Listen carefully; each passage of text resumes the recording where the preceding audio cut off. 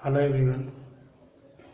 Today we are going to learn about science, a standard form or scientific notation. Both are same, है ना।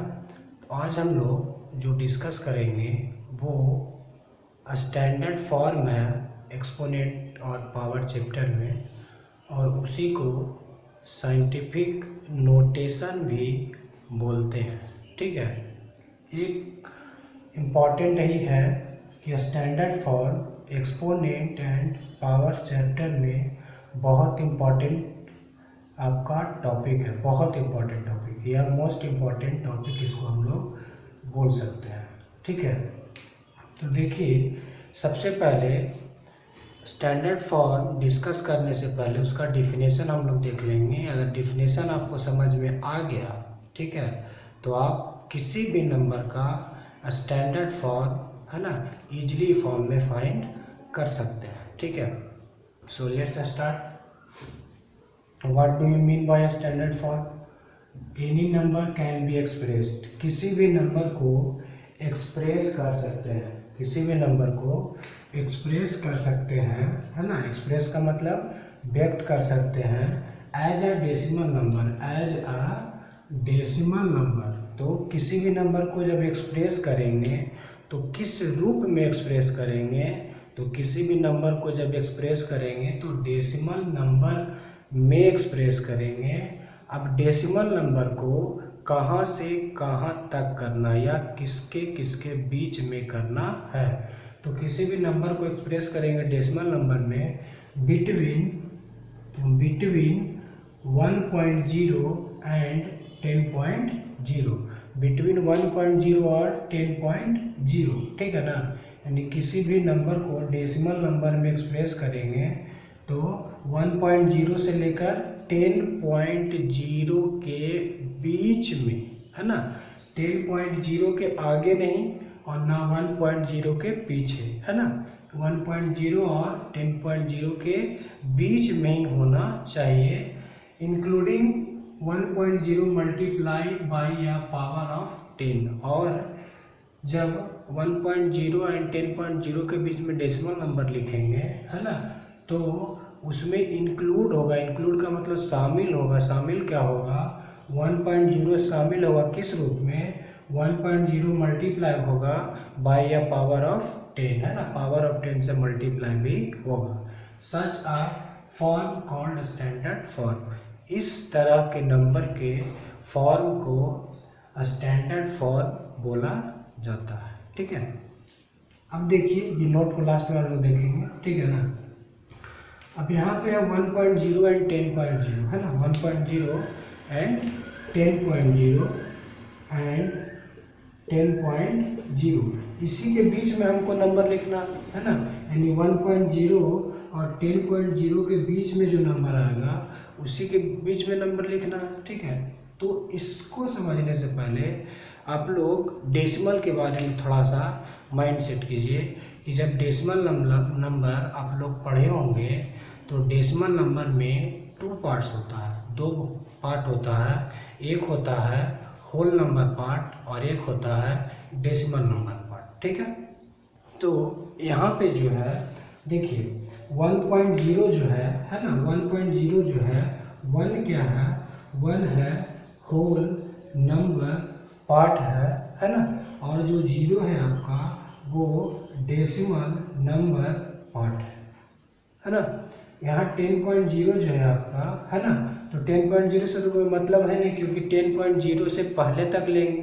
1.0 और 10.0 के बीच में करेंगे तो 10.0 से पहले ही होगा, है ना, आगे नहीं होगा। अब देखिए, तो यहाँ पे एक कंडीशन यही होता है स्टैंडर्ड फॉर्म में कि होल नंबर पार्ट को सिर्फ सिंगल डिजिट में लिखेंगे, सिंगल डिजिट में लिखेंगे, यानी होल नंबर पार्ट में सिंगल डिजिट ही होगा, एक से ज़्यादा डिजिट नहीं होगा। कब? जब हम किसी भी नंबर का स्टैंडर्ड फॉर्म डिस्कस करेंगे तब, है ना।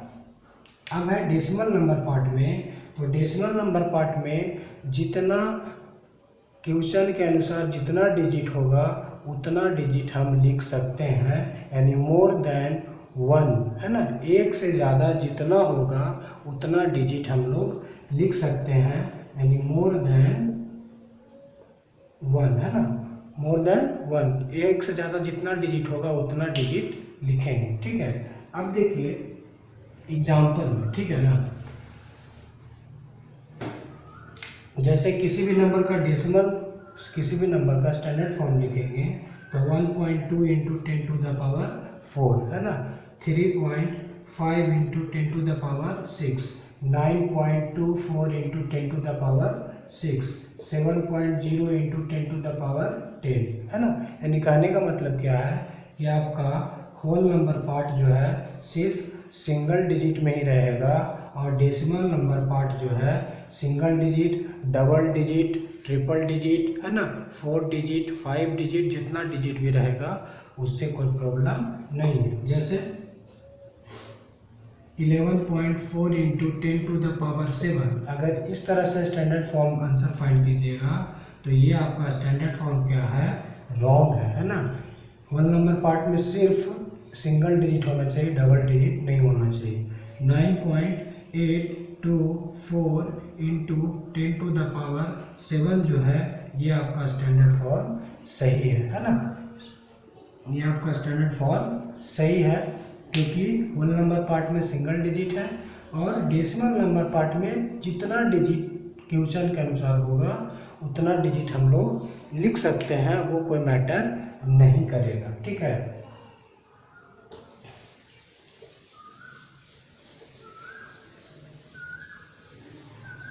अब देखिए यहाँ पे क्वेश्चन बोला था आपका डिफिनेशन में कि 1.0 और 10.0 के बीच में, है ना, तो 1.0 और 10.0 के बीच में कौन कौन सा नंबर आएगा, है ना। तो 1.0 और 10.0 के बीच में बहुत सारा नंबर आएगा, है ना। 1.0 से शुरू करेंगे, है ना, 1.0 से शुरू करेंगे तो कहाँ तक जाएगा, 1.9 तक जाएगा, है ना, 1.9 तक जाएगा। फिर 2.0 से शुरू करेंगे तो 2.9 तक जाएगा, है ना। 3.0 से शुरू करेंगे तो 3.9, 4.0 से शुरू करेंगे, 4.0 से शुरू करेंगे तो 4.9, इसके बीच में यही ना होगा। 2.1, 2.2, 2.3 आगे बढ़ते जाएगा, है ना। 3.0 है तो 3.1, 3.2, 3.3, 3.4, 3.5, 3.6 यही बढ़ते जाएगा, ठीक है ना। 4.0 है तो 4.1, 4.2, 4.3 यही बढ़ते जाएगा, है ना। उसी तरह से 5.0 से स्टार्ट करेंगे, है ना, तो 5.1, 5.2, 5.3, 5.4, है ना, बढ़ते जाएगा 5.9 तक, है ना। फिर 6.0 से शुरू करेंगे तो कहाँ तक जाएगा, 6.9 तक, है ना। फिर 7.0 शुरू करेंगे तो कहाँ तक जाएगा, 7.9 तक, है ना। फिर 8.0 से शुरू करेंगे तो 8.9 तक जाएगा, है ना, 8.9 तक जाएगा। फिर 9.0 से शुरू करेंगे, है ना, तो 9.9 तक जाएगा, है ना। इसके बाद क्या आ जाएगा, 10.0 आ जाएगा, है ना। तो 10.0 से पहले तक का लिखना है, ठीक है। यानी कोई भी नंबर स्टैंडर्ड फॉर्म में जब लिखेंगे तो 1.0 से लेकर कहाँ तक लिखेंगे, 9.9 तक ही लिखेंगे, है ना। या इसको यहाँ पे 1.1 भी होता है, 1.0 भी होता है ना। तो यहाँ 9 लास्ट क्या होगा, 9.9, है ना। डेसिमल नंबर पार्ट में जितना डिजिट भी लिख सकते हैं, होल नंबर पार्ट में भी जितना डिजिट लिख सकते हैं, ठीक है ना। तो ये आपका था, ठीक है ना, स्टैंडर्ड फॉर्म या उसी को साइंटिफिक नोटेशन हम लोग बोलते हैं। ये डिफिनेशन था, है ना। तो डिफिनेशन में डिफिनेशन याद रखिएगा, और एक चीज़ और याद रखिएगा कि जब भी स्टैंडर्ड फॉर्म बनाएंगे तो होल नंबर पार्ट में सिंगल डिजिट ही रखेंगे, एक से ज़्यादा डिजिट कभी नहीं रखेंगे, और डेसिमल नंबर पार्ट में अकॉर्डिंग टू क्वेश्चन, है ना, जितना डिजिट हो जाए कोई प्रॉब्लम नहीं है, ठीक है। अब देखिए यहाँ पे नोट में आपका लिखा हुआ है ना, कि standard form can be written as, है ना, standard form can be written as m into 10 to the power m, m into 10 to the power m, n है ना, m into 10 to the power n है, ठीक है। Where m equal to decimal number, where m क्या है, decimal number है। Decimal number का मतलब क्या हुआ, डेसिमल नंबर का मतलब यही हुआ कि वो डेसिमल नंबर किस रूप में रहेगा, तो बिटवीन 1.0 एंड 10.0 के बीच में ही रहेगा, ठीक है ना। तो इसी तरह से स्टैंडर्ड फॉर्म हम लोग फाइंड करेंगे, ठीक है। तो अब स्टैंडर्ड फॉर्म पे हम लोग स्टैंडर्ड फॉर्म के क्वेश्चन हम लोग अब डिस्कस करेंगे, ठीक है।